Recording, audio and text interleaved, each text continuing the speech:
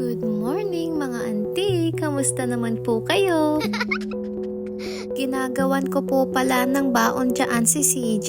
Nabihisan ko na nga at eto nga nasira pa. Ay, vlog pa more! Gusto ko lang naman ipakita yung labas namin dahil nga maulan nung paggising namin. Sa umaga pala, hindi ko na pinapaliguan si CJ dahil nga sobrang lamig pa rin dito kahit spring. So pupunasan ko lang siya. So pagkatapos ko siyang punasan, gagawan ko naman siya ng baon sa taas. Once na mapunasan at mabihisan ko na siya, mga ante, bahala na siya mag-toothbrush ng ngipin niya kasi kailangan ko nang i-prepare yung babaunin niya at i-refillan ko na rin yung water bottle niya. Maniwala kayo sa hindi, 5 minutes ko lang na prepare kaagad yung baon niya. Wow! At dahil nga maulan ngayong araw, nag-decide si CJ na mag-jogging pants ngayon kasi nga malamig kahit papano. Pero usually gusto na niya nag-short.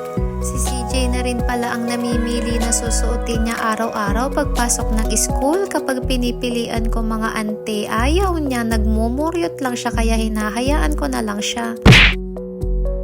Meron palang nag-aantay sa akin dito sa lababo. Hindi nyo naman sinabi sa akin, mga ante.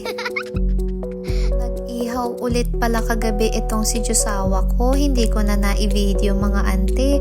Tapos, yung itim na yan, bagong bili lang din niya. Tsaka yung gamit kong panglinis. Kapag pumupunta kami ng Dollarama, ang dami kasing mga gamit doon na pang ihaw-ihaw dahil nga uso dito sa Canada kapag magsa-summer na.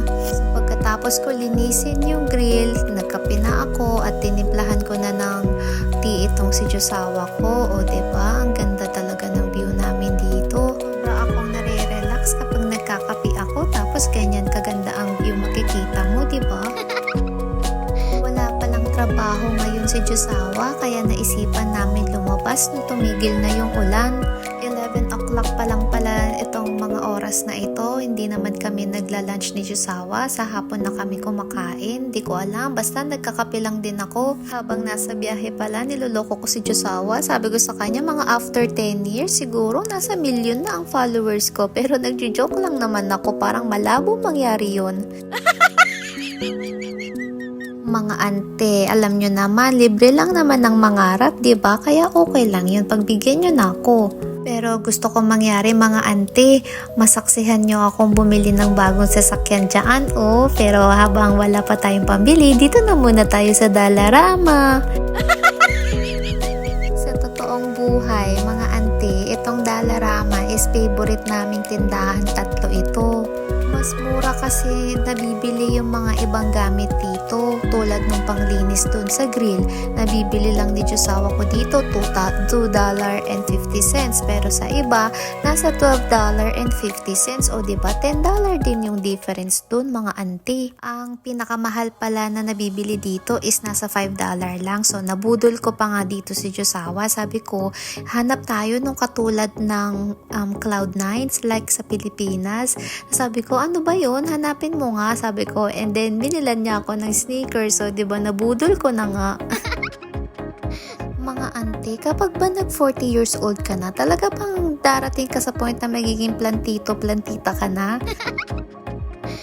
Gusto ko rin naman subukan ng pagtatanim. Kaso naalala ko nung high school, pinagtanim kami ng sunflower. Yung mga klasiko, tumubo naman yung kanila. Pero yung akin, hindi ko rin alam bakit. Niloloko ko pala si Josawa dito. Sabi ko, pwede yan pangkamot sa ulo, oh.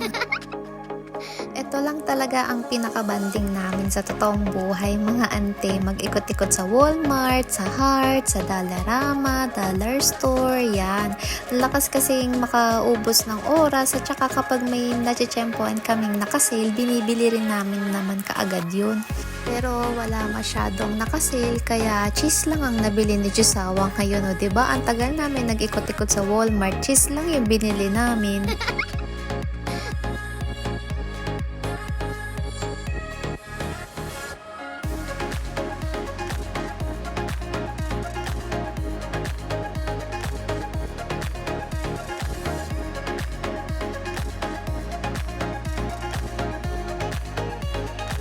Nagtingin-tingin na rin pala kami dito sa Heart mga auntie. Mga anik-anik din yung mga tinda nila dito. Pero napansin ko medyo may pagkamahalan. Parang mas bet ko na lang bumili sa Walmart kumpara doon sa Heart. And then dumaan na rin kami dito sa Ked.